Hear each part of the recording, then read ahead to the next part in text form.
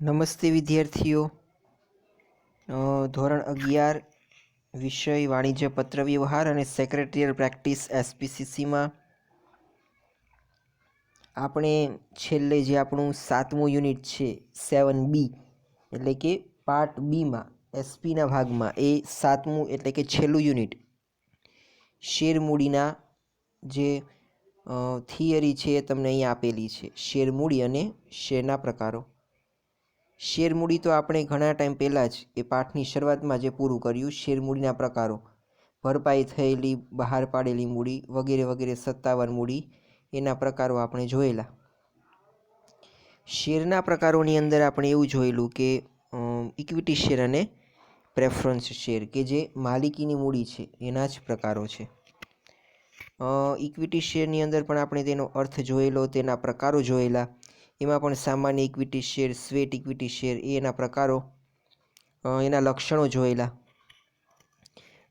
અને એની પછીના લેક્ચરમાં આપણે પ્રેફરન્સ શેર જોયેલું, બરાબર, એટલે કે પસંદગીના શેર પણ જેને કહેવાય છે એ પ્રેફરન્સ શેર જોયેલા. એનો આપણે અર્થ જોયેલો, એના લક્ષણો જોયેલા અને એના પ્રકારો એ આપણે જોવાના છે. તો હવે સ્વાભાવિક છે કે એવો પ્રશ્ન થાય કે ઇક્વિટી શેર અને પ્રેફરન્સ શેર વચ્ચે શું તફાવત છે. તો આ તો આપણે બીએના જે મૂડી ભંડોળવાળો પાઠ હતો એની અંદર પણ આપણે ભણેલા કે ઇક્વિટી શેર અને પ્રેફરન્સ શેર વચ્ચે એ થોડો ડિફરન્સ છે અને એ આપણે ભણ્યા હતા. અહીંયા પણ તમને એનો તફાવત આપવામાં આવેલો છે. આ જે ઇક્વિટી મૂડી એટલે કે ઇક્વિટી શેર અને પ્રેફરન્સ શેર એ તમારે કોમર્સની વાત કરીએ તો કોમર્સમાં એ ખૂબ જ અગત્યનું છે, કારણ કે 12મામાં તો તમારે એના અકાઉન્ટ્સ પણ લખવાના આવશે શેર મૂડીના. કહેવાનો મતલબ એટલો છે કે જો શેર મૂડી કોને કહેવાય, શેર કોને કહેવાય એ ખ્યાલ ન હોય તો પછી તમને બહુ ભવિષ્યમાં પ્રોબ્લેમ થાય. એટલે આનો એક કોન્સેપ્ટ એ તમારા માઇન્ડમાં ક્લિયર હોવો જોઈએ. કંપનીના સ્વરૂપનો પણ એ તમારે બહુ સ્પષ્ટ તમારા મનમાં અર્થ હોવો જોઈએ. કંપનીનું જે સ્વરૂપ છે એની અંદર એ માલિકી અને સંચાલન એ અલગ અલગ હોય છે અને તેને કારણે એ શેર શબ્દ એ કંપનીના સ્વરૂપમાં એ જોવા મળે છે. હવે પ્રેફરન્સ શેરના પ્રકાર કે 1956નો જે કંપની ધારો હતો એ પ્રમાણે જે જૂના સમયમાં company cumulative, non cumulative, redeemable, irredeemable, participating, non participating, convertible, non convertible વગેરે પ્રકારના પ્રેફરન્સ શેર છે, બરાબર, એ કંપની બહાર પાડતી હતી. હવે જુઓ, પ્રેફરન્સ શેરના આ બધા તમને સ્વરૂપો આપેલા છે, બરાબર, ક્યુમ્યુલેટિવ અને નોન ક્યુમ્યુલેટિવ, પરત કરી શકાય તેવા, પરત ન કરી શકાય તેવા, રિડીમેબલ અને ઇરિડીમેબલ, પાર્ટિસિપેટિંગ, નોન પાર્ટિસિપેટિંગ, કન્વર્ટિબલ અને નોન કન્વર્ટિબલ. ઘણા પ્રેફરન્સ શેર એવા હોય છે કે અમુક સમય મર્યાદા પછી એને ઇક્વિટી શેરની અંદર કન્વર્ટ કરી શકાતા હોય, બરાબર, તો એ કન્વર્ટિબલ છે. અને ઘણા શેરને ઇક્વિટી શેરની અંદર કન્વર્ટ કરી શકાતા નથી, તો એ નોન કન્વર્ટિબલ પ્રકારના પ્રેફરન્સ શેર છે. તો આવા બધા શેર એ કંપની બહાર પાડતી હતી. પરંતુ જે નવો કંપની ધારો, આ આપણે વાત કરીને એ 1956ના કંપની ધારાની, પણ જે નવો કંપની ધારો કે જે 2013ની અંદર આવેલો છે તે પ્રમાણે કંપની છે મુખ્ય 2 પ્રકારના પ્રેફરન્સ શેર બહાર પાડે છે. પેલું 20 વર્ષ પહેલાં પરત કરી શકાય તેવા અને 20 વર્ષ પછી પરત કરી શકાય તેવા, બરાબર. જે નવો કંપની ધારો આવેલો એમાં આ 2 જ પ્રકારના એ પ્રેફરન્સ શેરના પ્રકારો એ દર્શાવવામાં આવેલા છે. તો આ રીતે તમને અહીંયા પ્રેફરન્સ શેરના એ મૂળભૂત રીતે કંપની ધારા 2013 પ્રમાણે 2 પ્રકારો આપેલા છે કે જેને આપણે પ્રેફરન્સ શેરના પ્રકારો કહીએ કે 20 વર્ષ પહેલાં પરત કરી શકાય તેવા અને 20 વર્ષ પછી પરત કરી શકાય તેવા. પછી તમને આપેલું છે કે ઇક્વિટી શેર અને પ્રેફરન્સ શેર વચ્ચેનો તફાવત. તો જુઓ, આ તો તમે હમણાં મેં વાત કરી એમ કે બીએમાં પણ તમે ભણેલા છો અને અહીંયા પણ તમારે એ મુદ્દો ભણવાનો આવે છે કે ઇક્વિટી શેર અને પ્રેફરન્સ શેર. તો જુઓ, ઇક્વિટી શેર અને પ્રેફરન્સ શેર છે એની વચ્ચે જે આપણે એના લક્ષણો જોયા એના ઉપરથી જ એ તમે આના મુદ્દા તારવી શકો છો. એમાં પેલો મુદ્દો છે જરૂરિયાત. તો જુઓ, ઇક્વિટી શેર અને પ્રેફરન્સ શેર છે એની જરૂરિયાત અલગ અલગ હોય છે. પેલું ઇક્વિટી શેર છે તો શેર મૂડી બહાર પાડતી કંપનીને આ પ્રકારના શેર એ ફરજિયાત બહાર પાડવા પડે છે. આ પ્રકારના શેર બહાર પાડવા જરૂરી નથી. હવે જે શેર મૂડી કંપની જે શેર મૂડી દ્વારા નાણાં ભેગા કરે છે ત્યારે એને ઇક્વિટી શેર ફરજિયાતપણે એ બહાર પાડવા પડે છે. પ્રેફરન્સ શેર છે એ ફરજિયાત નથી. જો કંપની ઈચ્છે તો જ બહાર પાડી શકે, અન્યથા એ બહાર ન પાડે તો પણ ચાલે. એમ પ્રેફરન્સ શેર છે એ ફરજિયાત એ બહાર પાડવા જરૂરી નથી. પછી ડિવિડન્ડના દરની વાત કરી છે. તો ઇક્વિટી શેરની અંદર જે ડિવિડન્ડનો દર છે એ અનિશ્ચિત હોય છે, નિશ્ચિત હોતો નથી. જ્યારે પ્રેફરન્સ શેર છે એની અંદર ડિવિડન્ડનો દર એ નિશ્ચિત હોય છે. બરાબર. આમ ઇક્વિટી શેર અને પ્રેફરન્સ શેરમાં ડિવિડન્ડના દરની બાબતમાં એ નિશ્ચિતતા અને અનિશ્ચિતતા એના સંદર્ભમાં તફાવત પાડી શકાય કે ઇક્વિટી શેરમાં નિશ્ચિત દરે ડિવિડન્ડ ચૂકવવામાં આવતું નથી. કંપનીનો નફો કઈ રીતનો છે, કંપનીનો નફો વધારે હોય તો વધારે ડિવિડન્ડ ચૂકવાશે, અને જો કંપનીનો નફો ઓછો હોય તો ઓછું ડિવિડન્ડ ચૂકવાશે. બરાબર. પણ પ્રેફરન્સ શેર છે એની અંદર ડિવિડન્ડનો દર નિશ્ચિત હોય છે, એટલે કે વ્યાજનો દર નિશ્ચિત હોય છે. એટલા માટે પ્રેફરન્સ શેર છે ને લખવામાં પણ એ જ રીતે આવે છે કે 10%ના પ્રેફરન્સ શેર અથવા તો 10%ની પ્રેફરન્સ શેર મૂડી કે 12%ની પ્રેફરન્સ શેર મૂડી. એટલે કે એ જે ટકાવારી છે એ અહીંયા ડિવિડન્ડનો દર તરીકે કામ કરે છે. તો આમ એ જે પ્રેફરન્સ શેર મૂડી છે એના ઉપર ડિવિડન્ડનો એ નિશ્ચિત દર હોય છે, જ્યારે ઇક્વિટી શેરમાં એવું જોવા મળતું નથી. પછી આપેલું છે અધિકાર. ઇક્વિટી શેરહોલ્ડરોને કંપનીની સભામાં હાજર રહેવાનો, મત આપવાનો તથા સંચાલકોને ચૂંટવાનો અધિકાર હોય છે. બરાબર. જે ઇક્વિટી શેરહોલ્ડરો છે, બરાબર, એને તમામ પ્રકારના હક મળે છે. એ કંપનીની સભામાં હાજર પણ રહી શકે છે, મત પણ આપી શકે છે, સંચાલકોને ચૂંટી પણ શકે છે. આ તમામ અધિકારો એ કોને રહેલા હોય છે? ઇક્વિટી શેરહોલ્ડરોને. કારણ કે એ ખરેખર એ જોખમ ઉઠાવનારા અને કંપનીના માલિકો છે. હવે જે પ્રેફરન્સ શેર છે તો પ્રેફરન્સ શેરહોલ્ડરોને માત્ર તેમના હિત સાથે સંકળાયેલી બાબતમાં જ મત આપવાનો અધિકાર.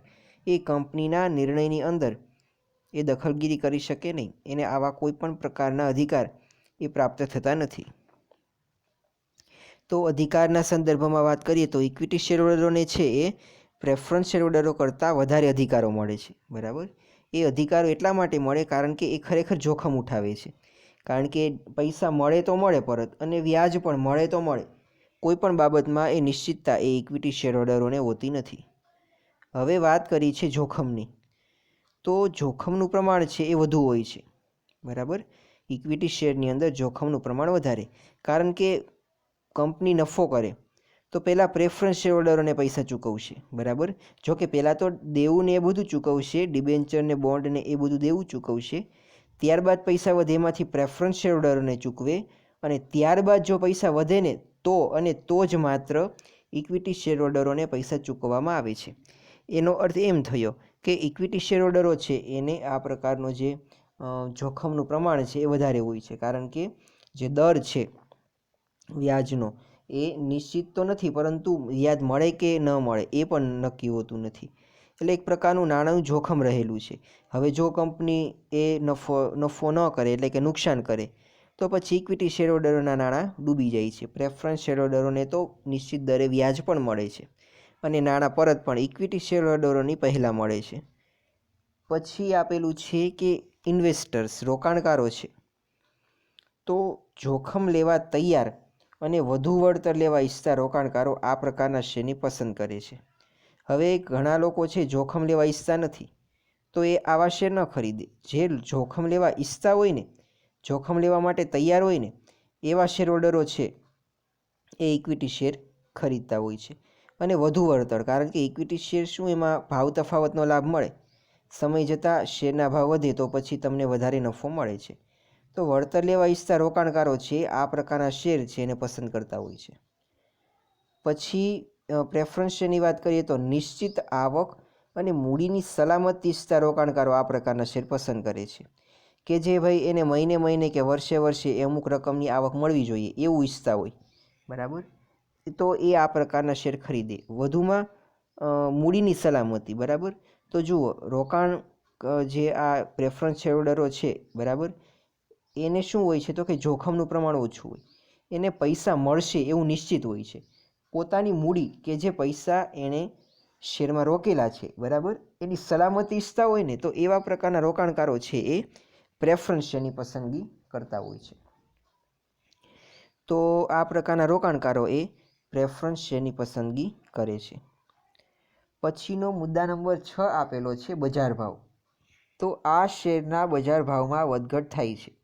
સામાન્ય રીતે આ શેરના બજાર ભાવમાં વધઘટ થતી નથી. હવે જુઓ, ઇક્વિટી શેરના બજાર ભાવની અંદર વધઘટ થાય છે. જે સટ્ટોડિયાઓ હોય છે, જે સટ્ટો રમતા હોય છે શેર બજારમાં, એ લોકો ઇક્વિટી શેર જ ખરીદશે.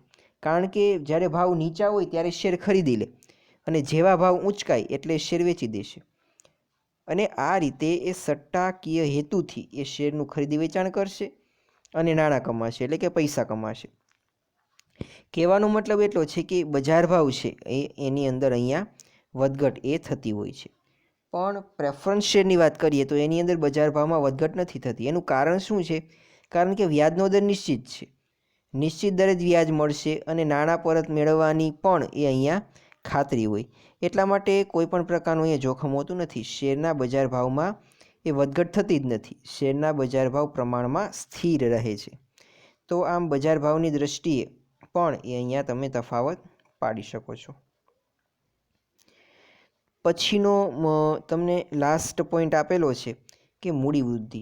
હવે જો મૂડી વૃદ્ધિ એટલે શું કે તમે જે નાણાં રોકેલા છે એની અંદર તમારે વૃદ્ધિ કરવી છે, તો એને કહેવામાં આવે છે મૂડી વૃદ્ધિ. હવે વાત એ છે કે મૂડી વૃદ્ધિ ક્યારે થાય?